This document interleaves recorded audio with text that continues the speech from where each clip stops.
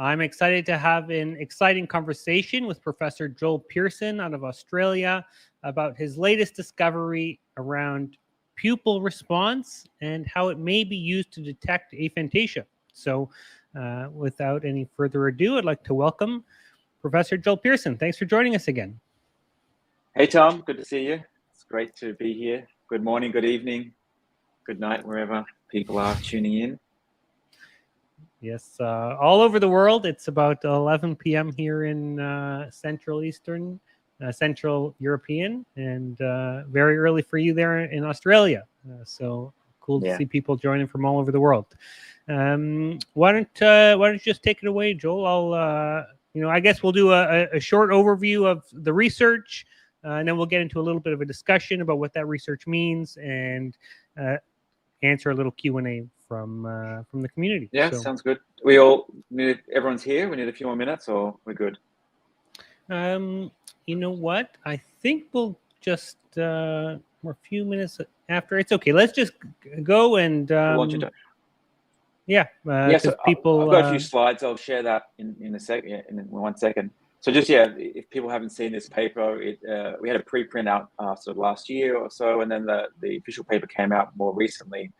So it's new research looking at how we can use the pupil response in the eye to actually measure imagery and therefore aphantasia.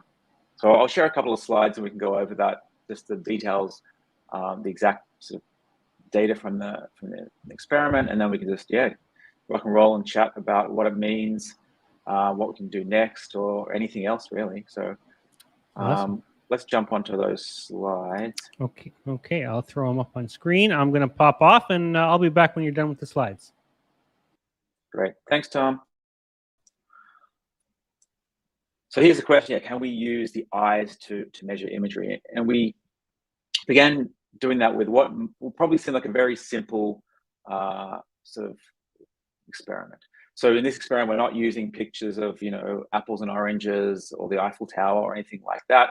We are actually sort of about to run a new experiment now using those sort of real world photographs. But this one's just really simple triangles. And this is a timeline here going sort of upper left down to lower right. And people see a triangle on the screen, right? We get them into the lab first, I should say. They're wearing these special eye tracking little sort of black glasses. So we're tracking their eyes, where they're looking, and their pupil response in real time. So we show them one of these triangles, then they have a little rest, and then they have to imagine that triangle they just saw. So we have the perceptual part and then the imagery part. So if they have imagery, they just try. The instructions are just try and imagine if you can. If you can't, just do your best. And then importantly, there's a couple of different conditions. We have a dark triangle and a light triangle. And we also have a condition with one triangle or multiple triangles. So you know that the pupil responds to bright light. If I look up at one of these lights, my pupil contracts, and that's just a way to sort of stop your eyes from being damaged when you look at the sun or something like that. And so we see a similar thing with mental imagery. You imagine something bright and it should contract more than when you imagine something dark. So that's the logic behind this experiment. So then we ran a whole lot of participants, and this is just one way you can look at the data. So it's what I'm going to show here is people from the general population with visual imagery, and I'm showing that pupil response, right? The diameter of that on the vertical axis, and then time across that. And these are all the trials averaged over together. And the two colors, we have the dark and the bright condition. The dark condition being the dark triangle, and the bright, of course, the white triangle. And straight away here, you'll see that where it says perception there, in the little black triangle, you see a difference in those two conditions. In other words, when people are looking at the bright triangle, their pupil contracts, just like when you're looking at a light. It's not a bright light, so it's not a huge effect, but it's a nice effect. It's nice, smooth data averaged over multiple trials.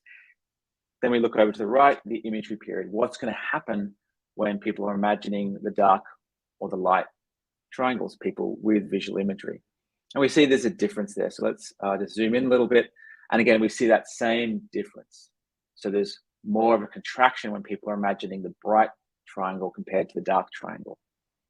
Okay, so we get this very similar effect, even though there's nothing there in front of their eyes, they're just imagining it, their pupil still responds to that. So in other words, the level of visual imagery, if you like, is tricking the brain and tricking the nerves that go down to the eyes, and their eyes are actually physiologically responding, contracting. It turns out this is a very nice way to measure things, because it's an objective physiological response. We can't control our pupils, so it's not something that we have voluntary control over. It's pretty automatic. It does change with arousal, with excitement, with bright lights, of course, but they're automatic changes. We can't yet control it ourselves. So then we got a group of people with aphantasia who on our database, and they were here in Sydney, and they came to the lab and they do the exact same experiment. We just asked them, we know you can't visualize, but just try your best, just try as hard as you can to form a mental visual image. So first up here, the perception part of the experiment looks the same. We see that nice difference between the blue and the red, right? The pupils are contracting more in the right triangle. When we get to that imagery period, we just don't see a difference there, as I'm sure you'd probably expect, right?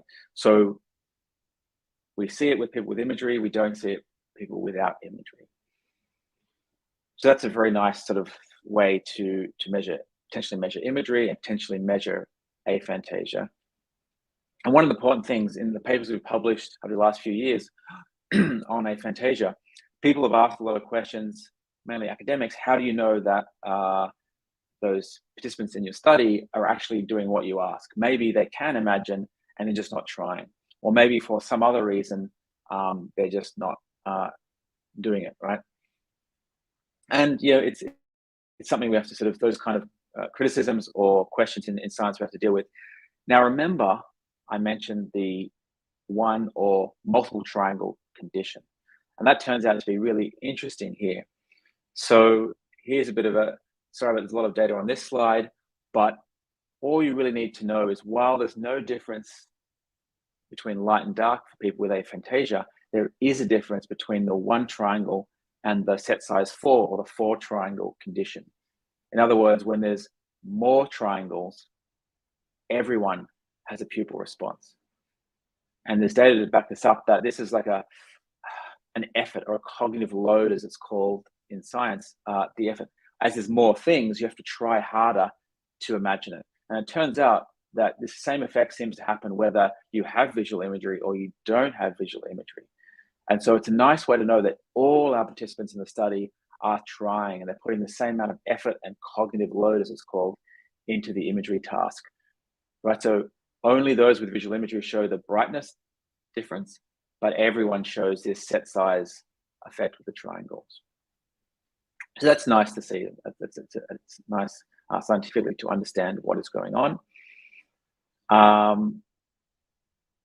won't go into it right now because it's from other experiments, but many years ago, we developed a way to use a visual illusion called binocular rivalry to behaviorally measure visual imagery. So this is a visual illusion where you have different things going into each eye.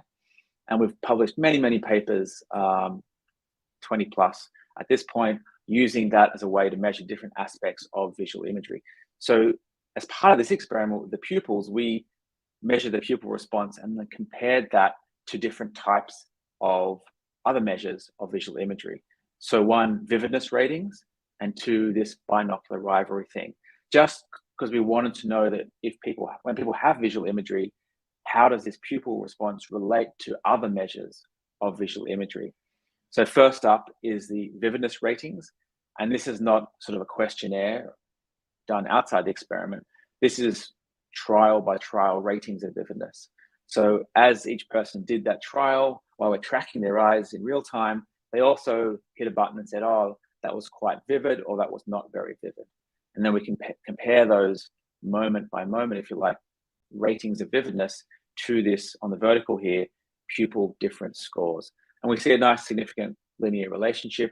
All those little dots are the individual participants. And so the vividness on each trial, if you like, predicts the difference between the light and the dark triangles when they're imagined. Right, and this is that binocular rivalry thing I mentioned. So here's a little animation actually showing that. So you imagine one of the patterns, and then when you flash on this visual illusion, what you imagined is what you see in the visual illusion, right? And we can talk about that after in the Q&A if you're interested. But as part of this experiment, it was just a really nice way of taking a sensory measure that measures some kind of sensory thing and comparing that to the pupil response. And we see, for those that have visual imagery, a nice correlation there between the binocular rivalry measure and the pupil difference score. So that's both the vividness things and this binocular rivalry measure that seems to tie in nicely to this pupil response. So that's just extra evidence, if you like, that it is tapping in to visual imagery if you have it. Right, so this is really the first physiological measure of aphantasia. We can, of course, measure that behaviorally using this binocular rivalry thing. We can use questionnaires and other types of measurement. We could do a brain scan and measure, but that's very expensive. So this is a nice way cheap way, if you like, fairly cheap, to physiologically measure, right? Remember I said the pupil response is automatic. You can't fake it or anything like that. So it's a nice objective and biological way to measure imagery of aphantasia. And then we can chat afterwards, if you like, about ways in which this could be scaled up, engineered into different things. Basically, anywhere you have a camera that is high resolution enough, you could measure your pupil response and therefore have an objective way to measure visual imagery and aphantasia. So I think I'll leave those slides there and jump back in, and we can start chatting about a few things. Great. Thanks for that that great overview. Super interesting research. Personally, I believe that an objective measure, a more objective measure, is something that's highly desirable and helps push the field forward. But I've heard over the last few weeks when we're talking about the research that some people are skeptical as to why we even need this. I'm an aphantasic. I know I don't see pictures. Why does an objective measure even matter? I think it matters for a number of reasons. One, we can talk about the science of it, right? So the way I talk about measurement, so measuring the mind is really tough, and there's a long history of that. And measuring the brain, we've seen huge leaps forwards in how we can measure the brain, and we can put viruses in there and do all kinds of cool stuff with neurons and use AI and machine learning to measure the structure of brains. Amazing things happening there. Ways to measure the mind haven't really changed that much in the last 100 years, right? People are still using interviews and questionnaires. We're just seeing these new techniques like this and like that binocular rivalry illusion thing I mentioned sort of happening now. So as an analogy, think about, if you go to the doctor and you want to check your blood levels for vitamin D or vitamin B12 or whatever it might be, the doctor shouldn't say, how do your vitamin D levels feel, right?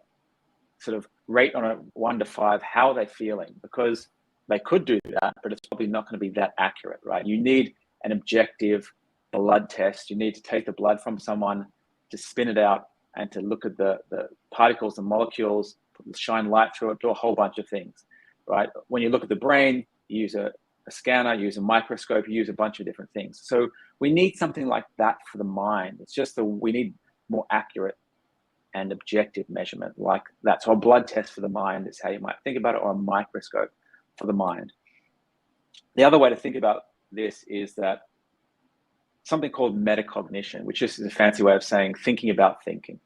And so what we see in the data is that, of course, not every individual is different, but two people may have the exact same imagery, but they rate it very, very differently. So me and Tom, I know you don't have imagery, Tom, but let's say we both have, we both can imagine an apple, and let's say in reality that apple's a medium, so we'd give it a 2 on a scale, right? But for some reason, I'm like, wow, my imagery is fantastic, I'm gonna give it a 5. And you go, nah, mine's not very good, I'm gonna give it a 1, okay? Even though what we're experiencing consciously is exactly the same thing. So that's kind of sums up one of the problems with subjective interviews or questionnaires, that we're not directly measuring the images or lack of them in the mind. We're measuring someone's opinion about them. And people can have different opinions about what is a strong or a weak image. That's that thing, metacognition. So that's the other, not a problem, but the other issue with subjective measurement, that we don't know whether differences are due to the images or lack of them themselves, or to people's opinions about them. If someone has very, very strong and no imagery at all, obviously that's more of the extremes, and that's, someone who has no imagery is not going to call it very, very strong. But even saying that, many of the people with aphantasia I've talked to, maybe they're in their 30s, 40s, they've spent a lifetime thinking they had mental imagery, right? They actually, their definitions, like I just talked about, were different. They thought the mind's eye was a metaphor. They didn't know that some people actually experience something consciously when they try and imagine an apple. So even though everything, no offense to anyone, but once you understand what imagery is, it is much clearer if you don't have imagery. But if you don't understand what imagery is or even could be, can be a bit hard subjectively to understand. And some people are very good at it, other people not as much. And so there's a spectrum there, individual differences. But yeah, a lot of people, it's very similar to color blindness, right? So people in their 20s, 30s, 40s will discover they are colorblind, most typically red and green. And they've just always thought, when people say red, that's what they mean, that funny browny gray color or conscious experience.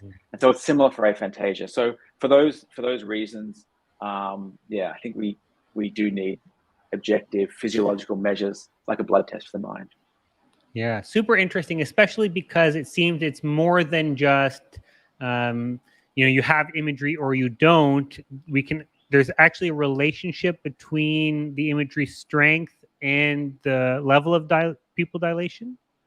Yeah. Is that right? Exactly. Yeah. Yeah, that's right. Yeah. Yeah. So that's very interesting because that point is a really good one. I'll throw a comment up here from Liana, who said the same thing.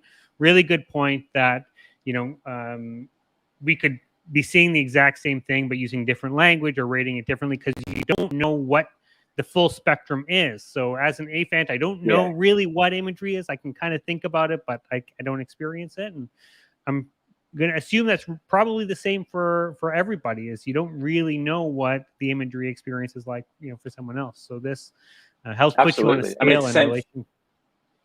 It's the same for me. My imagery, I think, is somewhere medium in the middle. I don't think I have hyper. I don't have photorealistic imagery. I've talked to many people who do and talk about, watching a film and then imagining, replaying that film and it being, kind of the same thing. So I'm like, wow, I can't get anywhere near that. And so, and I don't know what that experience is like. So maybe, compared to that, my imagery is really, really weak. So I don't know, because I can't experience that. That's just the nature of how things are. You can't experience what other people experience. Exactly. What kind of context do you see a test like this being used in?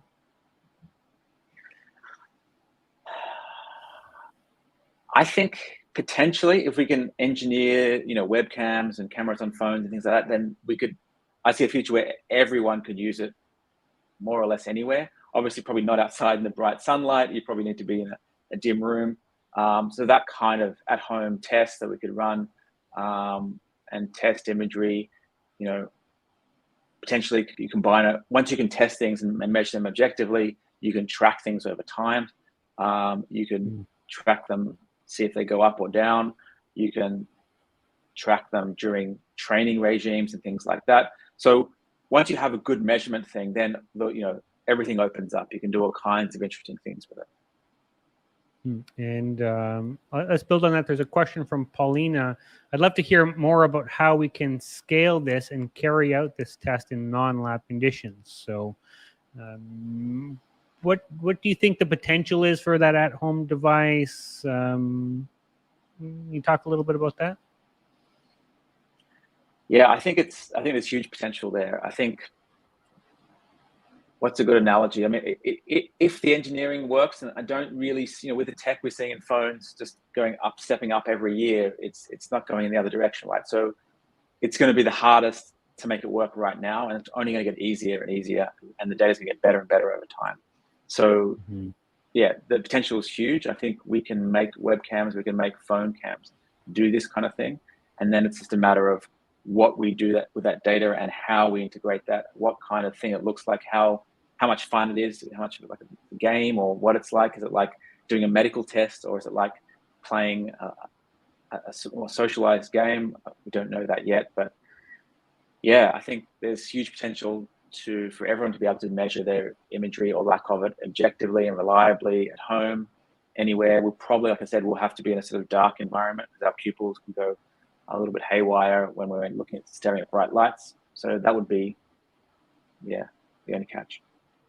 Yeah, very cool. And maybe we'll loop back around to that. I think a number of members in the community know that we're in talks about developing something like that. So we'll loop on that, back on that. I want to come to a question here from Michael. Related to the 4 triangles, you can imagine a method that might discriminate between pupil dilation caused by thinking versus perceiving or recall. Can you imagine a method that discriminates between pupil dilation caused by thinking versus perceiving and recall? So, yeah, thanks, Michael. Yeah, I mean, we can already do that with perceiving because it's hard to see on that graph, but the differences between the dark and the light triangle when we put it on the screen are quite a lot of imagery effects, right? Because it's perceptual, it's coming into your eyes, and so we can already differentiate between those two just based on the size of the effects. So they're much larger effects with a perceptual triangle on the screen and smaller with imagery. So that part is pretty easy to do. The next bit, it depends what you mean by recalling. So we have been thinking about how to use a version of this effect to test episodic or lifelong memories, long-term memory, particularly things that, your birthday from last year or those kinds of things. So there is potential there. The data we have suggested if you have imagery, you'll tend to use it to tap into those memories. If you don't, you won't use imagery, you'll use other means. So your pupil response should be different in those scenarios. So yeah, I think there's interesting potential there as well. Yeah, that's really great. I've got a couple of questions coming in. Before I pick one, I'm going to go to one of the things that I've really been thinking about is this relationship between people's imagery and their physiological response. So first we saw it with the skin conductive work that you were doing, and now with the pupil. So why do you think that there's a relationship between imagery and physiology? What does this relationship, what might it mean? Do you have any thoughts about that? It's such an interesting phenomenon to me as someone who doesn't visualize that people's visualization is impacting physiology. You've tapped, that's one of the most important questions there, Tom, that you're sort of tapping into. So, in the lab here, we do a lot of experiments, both sort of looking at the measurement thing, how we're going to measure the mechanisms of imagery, what are the brain mechanisms, what gives someone the ability to have imagery versus not, and also the implications of having imagery. How does it change your everyday thinking, your decision making, stuff like that. And generally speaking, people who have lived their life without imagery can do the tasks like episodic memory or visual working memory, do the things that people with imagery use imagery for. They can still do those things really well without imagery. And we see that with working memory tasks when they're visual objects, okay? And we look, performance looks the same between the group with and without imagery, even though we know that people are using imagery for that task. So you look at performance, you go, it makes no difference, doesn't matter. But it does. Once you start peeking under the hood a little bit, you can see that there's differences in strategy, there's difference in brain areas, and therefore, if you try and disrupt that memory with, say, some bright lights, you can do that if someone's using imagery, but that won't really disrupt people if they're not using imagery. So the way you do tasks will make a difference to how susceptible you are to disruption. So getting back to Tom's question, people can use other strategies, other brain areas, and get the same result. When it comes to more emotional things like that skin conductance, we see something a bit different there. And I think that imagery plays a really interesting and maybe unique role here, where it sort of, if you like, connects thoughts and emotions. So your thoughts here, you're thinking about something, could be amazing or scary or nasty, and emotion. And imagery somehow connects those. And the best way we think to think about that is it like tricks the rest of your brain just a little bit. So if you imagine a spider and you have strong, vivid imagery, that somehow tricks your brain just enough to get a stronger emotional response, because your brain kind of thinks there might be an actual spider there because it's seeing this activity in the visual cortex. Okay. If you're just thinking about a spider conceptually, semantically, or in other ways with words, for example, you're not using those sensory areas of your brain as much. And so you're not really tricking your brain in the same way. So you won't get the same emotional response. So I think in general, a way to think about this, if you have strong images, it's like a simulation. It's like you're using a virtual reality headset. And we know that when you use virtual reality, you have this strong immersion effect. You start experiencing as being more real, and you start to believe it might be real, and certainly the spaces you're moving in. So imagery is a bit like that. It tricks the rest of your brain to thinking, this thing might be real. I should respond to it. And the biggest differences we see across the board are with emotional things and scary things in particular. Yeah, really interesting. We'll come back to a few member questions here. So, how do we know pupillometry is a reliable measure, considering that it is responsive to many different things, light, dark, noises? So basically, how do we remove the noise and make sure that this is actually what we're measuring? Yeah, so pupils do respond to like arousal, levels of emotion, and things like that. And that's why we're specifically comparing the difference between the light and dark triangles, right? If we just looked at the response to light triangles and nothing else, then maybe we're picking up some emotional effect. So the first step to answering that is that we're looking at always, everything I showed pretty much was the difference scores between the light and dark triangles. And so both those conditions involve a pupil response. Its only difference is the color of the triangle, the brightness of the triangle. Second, that's why we did all those experiments where I talked about the trial-by-trial ratings of vividness and using that binocular rivalry illusion. So that was extra evidence to show that the differential response between the light and the dark is linked to other measures of imagery. So that was sort of, different number of reasons, but we wanted to know that, it is measuring imagery, and it can do it on a sort of more subtle individual differences before we then had the big comparison with people with and without imagery, so for aphantasia. So I think that, and then noise and things like that, we have lots of trials, we average over those trials, we use multiple participants.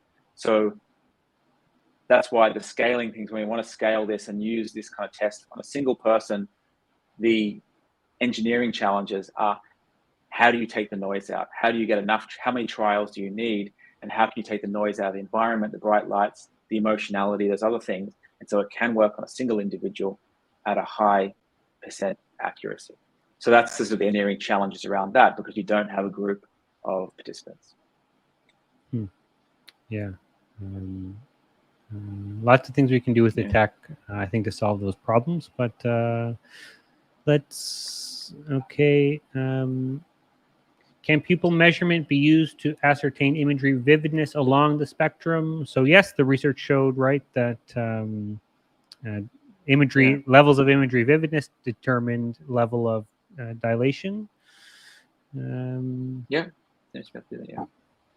In your example of metacognition and need for objective measurement, how can we ascertain that the imagery is the same but just being reported differently by the individuals?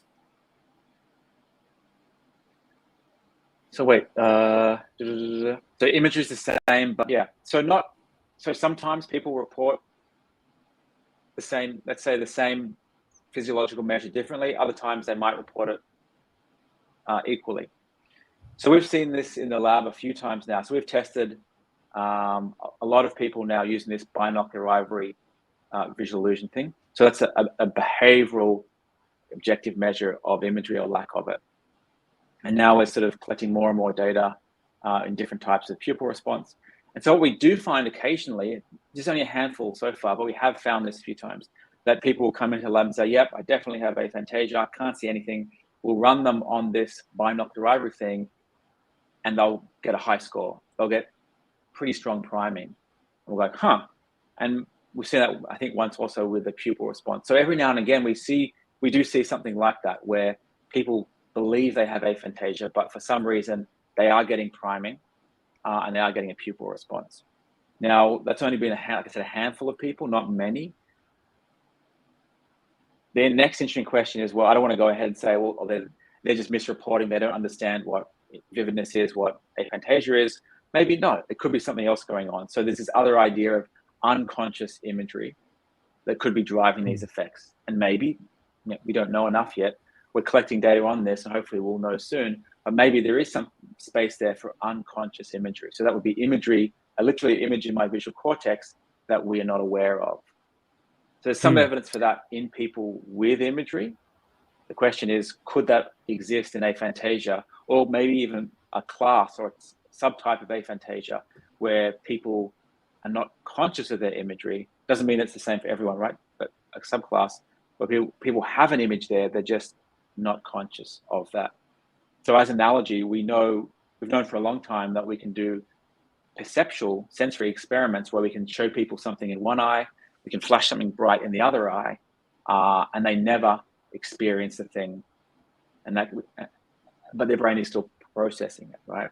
And we've done a lot of cool experiments where you show people, like, talk about emotional stimuli, a spider or a snake or something a bit scary, and we can see their heart rate go up, their skin conductors, they'll start sweating, but they never know we're presenting them with a spider or a snake, for example. But their brain does. Their brain is responding. So we know that unconscious perception happens. So if it can happen for perception in my visual cortex, why couldn't it also happen for imagery, is the logic there. And so, yeah, we don't know enough about if there's a subcategory of aphantasia with unconscious imagery, but I don't think that's happening. I don't think that's an explanation for what aphantasia is in general. Otherwise, we would see more priming, more pupil response, and we don't see that. What do you think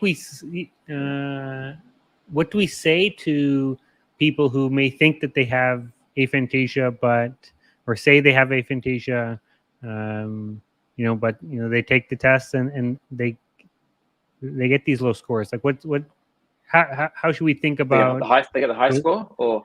Yeah, exactly. Like, so the scores are saying that they don't.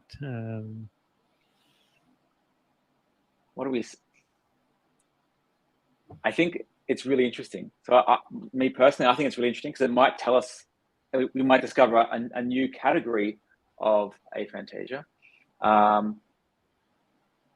think the first thing is to, like we said earlier, this discussion around first understanding what imagery is and what it can be. And if we can sort of get on the same page there, then we're on steadier ground to talk about. And this is kind of, we've been thinking about doing a large-scale experiment with the general population, but before you try and fill out a questionnaire or try and measure imagery or aphantasia, it's almost like we need to have a mini documentary talking about what imagery is and what it can be, and have people with very, very strong imagery describing that, and then you take the measurement. And I kind of feel like if you did that, your scores would shift around a bit, because you'd have not everyone, but a certain, probably significant number of people will be like, oh, wow, that's what imagery is and can be. I always thought it was, like I said, a metaphor. I didn't know it could actually be like that. Oh man, okay. I was going to give mine an imagery of 4 or 5. Now I'm going to give it a 1 or a 2. And so I think if you do that education piece first, you might see a downshift. And that's why I suspect there's probably more like 10% of the population may have aphantasia.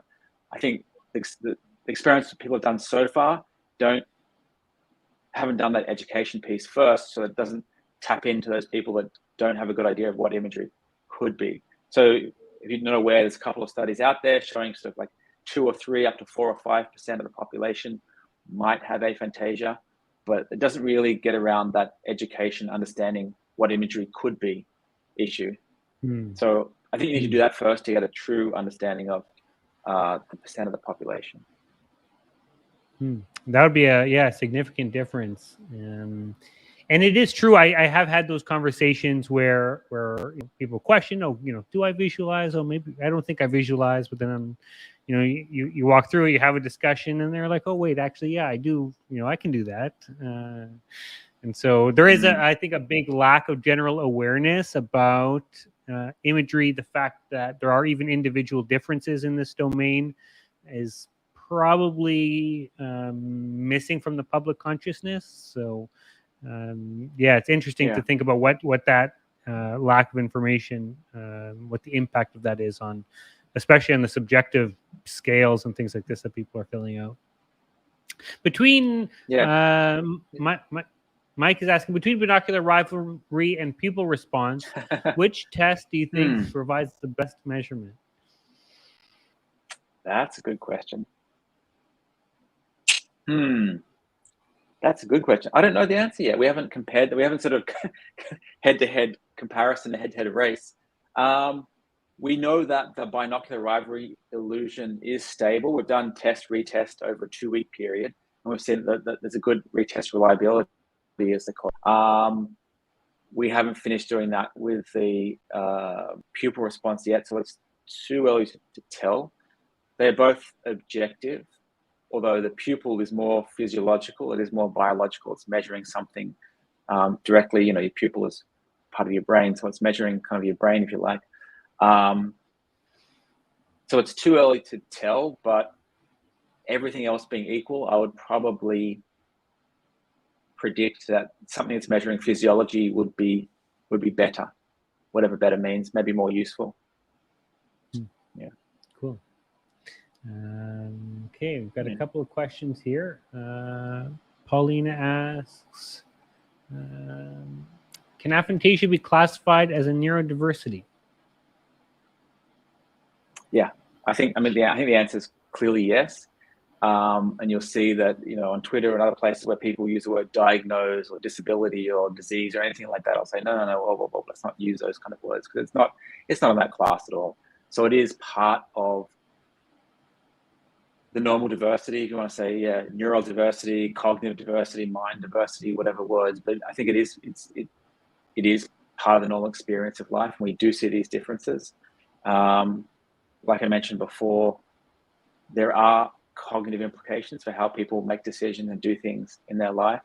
But if you have spent a lifetime or many years without imagery, you're going to develop other ways of doing these things. And so you probably don't need imagery for them.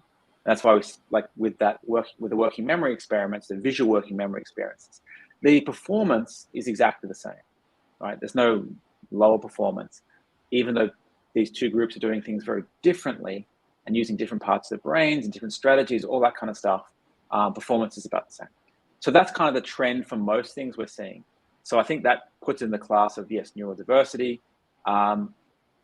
There will be interesting implications for the emotional stuff, like I mentioned before, when it comes to anxiety, PTSD, other things like that, which are disorders and problems.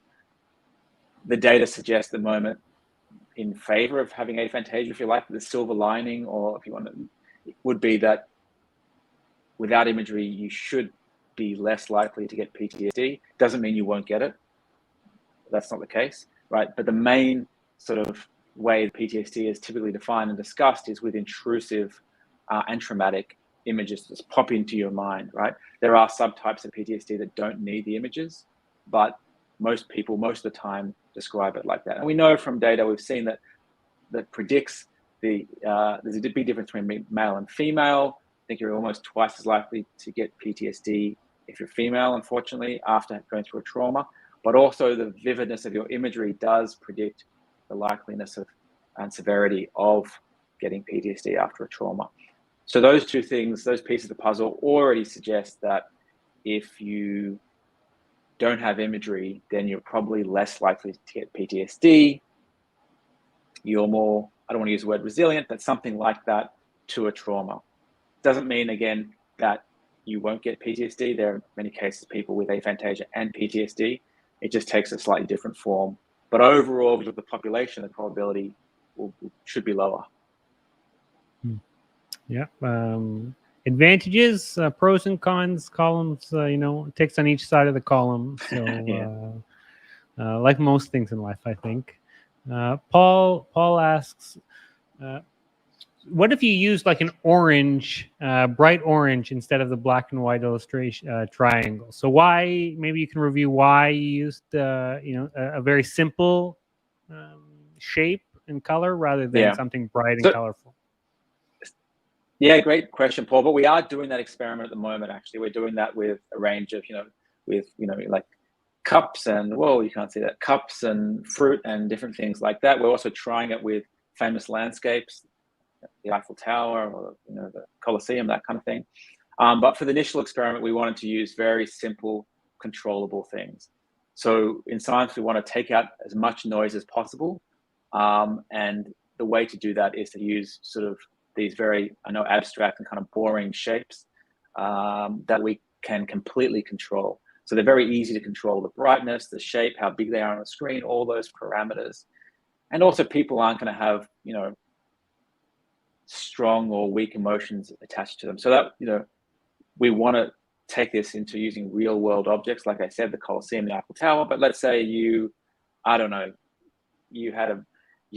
breakup with your partner at the Eiffel Tower, or you met your partner at the Eiffel Tower. We use that image. You have this emotional flood when you see it, and that something like that can add noise to an experiment. So when we often run an experiment first up, we'll try and test it out using very abstract and, yes, face it, boring stimuli, triangles or squares or stripy patterns, to test that without the extra possibility of noise. Especially considering that relationship between emotion and imagery. So that makes a lot of sense. Yeah, and the pupil response. I think we got another question that we just answered.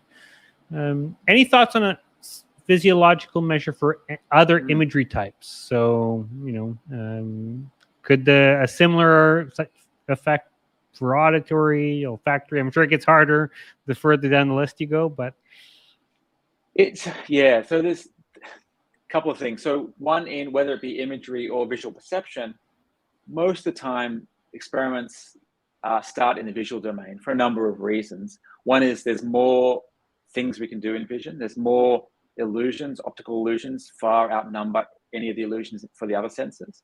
And there's just more brain neural real estate dedicated to visual processing. So pretty much like the back of our heads are dedicated to visual processing. So that means we have a lot more neural tissue, a lot more detail, a lot more stuff going on. So for both those reasons, things tend to start in the visual domain, like this visual imagery, visual binocular rivalry thing, the pupil response, of course. And then people tend to, over time, try it out in other areas.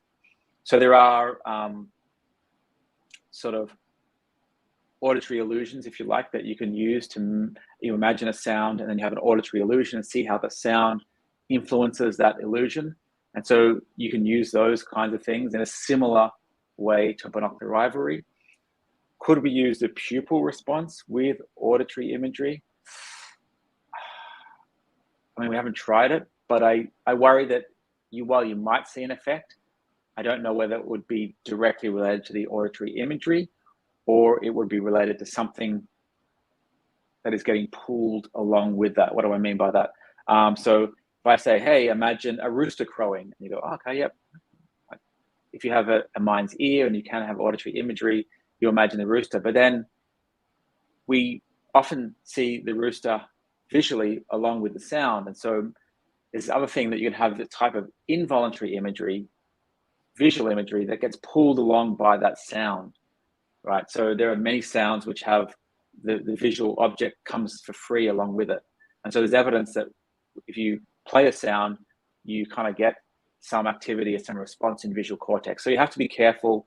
So it gets a little bit more complicated, I guess, is why I'm saying all this, when it comes to using pupil to measure auditory imagery.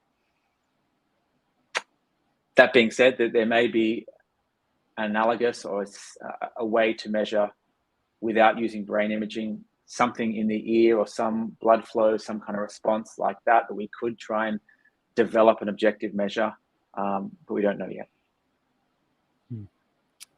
Yeah, super interesting, and again, gets harder and harder than the mind's nose and the mind's tongue and all.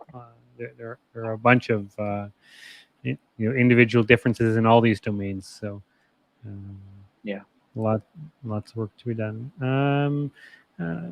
Last question here from Michael. Can you share anything about your future experiments and research related to aphantasia? Where's the field going? Yeah. What's the what's next? Well, hopefully the field is growing. That's one of the things I'm excited about. I've been studying, doing this on this mission to develop new ways to measure things objectively, reliably for the last 15 years or so. And over that time, we've seen an explosion in scientists wanting to study imagery, right? So, like I said, the microscope or something like that. If you don't have a tool to measure things, scientists don't like stuff. They find it too difficult to study and they won't study it. So now we have these microscopes for the mind that don't cost an arm and a leg, right? Then it is becoming easier and easier to study. So we're seeing an explosion of scientists, PhD students around the world studying imagery, mental imagery, and therefore aphantasia.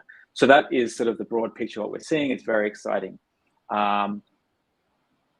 Like I said, my lab is going off in three sort of main pillars, if you like. The measurement piece, right? Keep working on this measurement, how to scale it up, how to develop other types of measurement technologies. The brain mechanisms. What's happening in the brain when you imagine and when you don't imagine? What are the different mechanisms? How can we think about that? How can we build models of that? How can we look inside the brain with fMRI and brain stimulation to play with those models? And therefore, that will let us understand what are the differences in the brain when you have or can't have mental imagery. And then that, I guess, third pillar, what does it mean for everyday life? How does it affect your life if you're thinking in pictures? And I think the best way to think about that, maybe some of you have heard of cognitive biases or nudges. So there's all, for everyone, we have a whole range, hundreds or even thousands of biases in everyday life, and they can be utilized. The classics are anchoring is one you've heard of, right? So you can put numbers next to people and that number will anchor them and affect how they negotiate with prices, things like that. The order of things when you're shopping, how you phrase things on a website. There's all these very, very subtle but reliable effects, these biases that you can nudge people, as it's called, in one way or another. So pretty much all shopping websites use this, all banks use this, insurance companies use this. It's a known thing, and there are consultants doing this, right? Some of them for good, some of them, to get people to use sunscreen, some of them for more nefarious, let's say nasty uses. But they're cognitive biases. So we all have those. So I think thinking in images or not can fit into that kind of category. Maybe it's quite a strong bias, but that would be the way that I think is best to think about it. Like I said, it's not catastrophic, doesn't change your everyday thinking, but it will affect certain decisions. It will affect certain comparisons in a subtle way. But if you're doing those over and over, those effects could be accumulate to be something significant, just like with all the other cognitive biases. So that's the way we're thinking about it. Again, the emotional piece there, I think it's a little bit different because there are stronger and clearer differences there. But for all the other things, how you choose one thing over another, where you invest, how you invest, your risk perception, how you make risky choices versus all those kinds of things. Everything you do in everyday life, we're trying to examine those things. And if there's a role for a simulation, for using your built-in virtual reality, if you have it, mental imagery, then those cognitive actions, those thoughts, those actions might be a little bit different. Again, not catastrophic, but small differences over many thousands or millions of people do make a difference. So yeah, they're the three pillars we're going in. I think the field is also going in those different directions, and the field's growing, which is really exciting. Yeah, super exciting. Lots of new energy in the field. All that work is Very exciting to everyone watching. So we'll all, be patiently waiting for the next big discovery. Before I let you go, Joel, there's an important question that came up, and I do think I should throw it up before we let you go. I've come across products to improve visualization. Do you think that there's actually a way for aphantasics to improve their ability? Should they be taking these, tests that they find online to improve it? Really important question, really. So far, there's no scientific evidence that we can improve our imagery. Okay, and I know I've talked to people that say they have done this and they've done that, and they've tried this and they've done that, and they had some experience of imagery. Now, the important thing why I don't want to recommend those or name those things right here and now is because then a lot of people may go and try them. What we need to do is, just like talking about a drug for clinical treatment or whatever it is, we need to see what works for most people most of the time.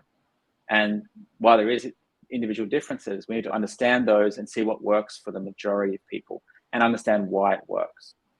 So we need to do those experiments. We have tried a couple of points. So we have published a paper showing that if you have imagery and you do 1 hour a day for 5 days, your imagery didn't get better, but your metacognition did. So we talked about metacognition before. That's just how much your opinion of your imagery versus an objective measure, in this case, the binocular rivalry thing. So over time, people dialed in their ratings of vividness. So those two things got closer and closer together. So we can say it's better metacognition, but their overall measure of imagery didn't change. 1 hour a day for 5 days is not a lot. We've published other experiments showing with brain stimulation, we can boost up or down regulate imagery strength. Again, if you already have imagery. So the question is if you combine those two things, what do you get? And I think that you will get, there is potential there to improve imagery for everyone or give people imagery who don't have it.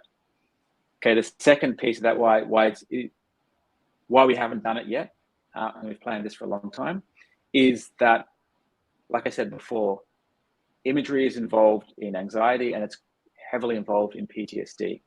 So the danger is if you've never had imagery before and we do a 2-week training regime with brain stimulation, bang, you have visual images, but you haven't had the experience of how to control them.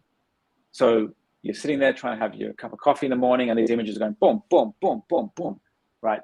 That sounds a lot like PTSD. And so we have to be very careful. I don't want people just rushing out there trying to get imagery as fast as you can, because you may get it and you may not like it and it may not be reversible. And that's the worry. So we talk a lot about ethics in science, but this is kind of a danger there. I just worry that we could do it, but the people we do it in may end up not liking it, right?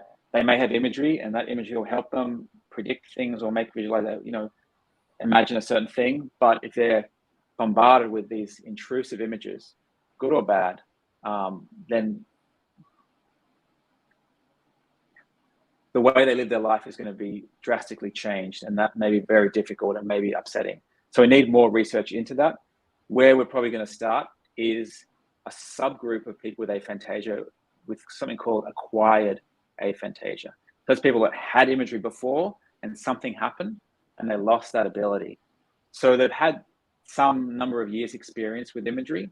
And so the idea, if we can give imagery back to them, that's a safer first step, because they have some control or better control than someone who's never had experience and may not have any control.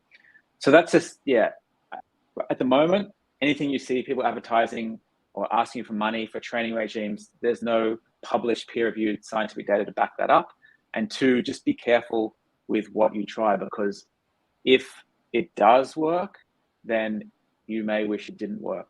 We just don't know yet. So those two caveats there or warnings. Extremely well said, which is why I just had to get that question in. That idea of it's a great question. Involuntary imagery. When I learned about that, so much of what people, imagine in their mind is outside of their control. That's when I was like, you know what? I don't know if I actually want to cure this thing. Because that, it would be a very different experience, than the one we're used to as non-visualizers.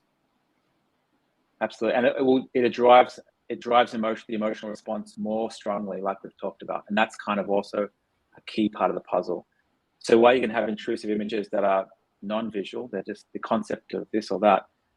If they have visual thing, if you have, you're gonna get on a plane and you're sitting there before you get on, you're having these images of a thing that's shaking and I don't know, the plane going down. They're gonna replay in your mind over and over. And if they're visual images, they're gonna drive your heart rate, your whole physiology way stronger than just those thoughts without images. So it's a whole different ball game. Well, thank you so much for joining us. It's been a really great discussion. I do have, Michael's reminding me that I teased a collaboration on the app. And so maybe we'll just say a few words in that we're actively exploring the engineering and development of an imagery test using a mobile device that will hopefully be publicly available to everybody. So we're actively working on that. And there's things in the works and collaborations, some interesting things happening. It's too early to talk about in any detail, but yeah, like I said, the boxes are there. It is possible. It's just an engineering issue at the moment and a testing. We've just got to make it happen. So it's in the works, but yeah, be great to be able to speed it up. So yeah, if people out there have funds they don't need and they want to sort of invest them or whatever capacity, that would amplify and speed up the engineering process we're going through at the moment. But either way, I'm sure it will come out at some point soonish. Yeah, great. Well, thanks everybody for joining in, and we'll see you all at the next one. Bye, Joel. Bye, everyone.